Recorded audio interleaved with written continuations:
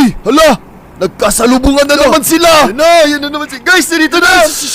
Ay, ganda na sana ng araw ko kaso may bobo sa dinadaanan ko. Sapol! Kung makapagsalita, parang hindi ako ang nag-check ng test paper niya na 2/50. Bugs! Bugok na itlog pala to eh! Hirap talaga kapag walang utak. Nakakalimutan na 3 beses na grade 5. Grabe, 3 beses! Wala, grabe, 3 talaga. Ilan yun? Yabang talaga nito. Lala, yan na!